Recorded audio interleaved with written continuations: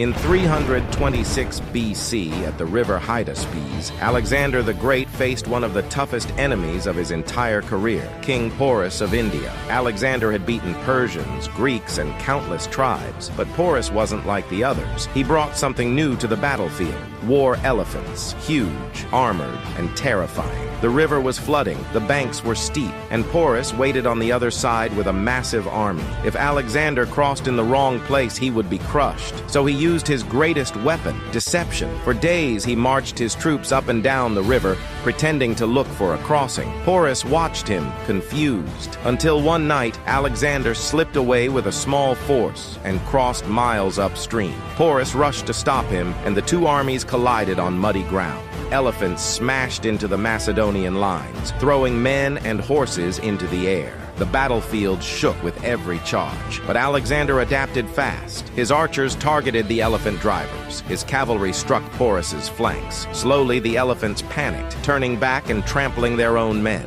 Porus fought until he could barely stand, refusing to retreat even when surrounded. By the end, Alexander finally broke the Indian army, but it was the closest he ever came to defeat. Hydaspes wasn't just a victory. It was the day Alexander met a king he could not crush, only respect. And after that battle, his army refused to march deeper into India, and so Hydaspes became the battle that finally brought Alexander's unstoppable conquest to a halt.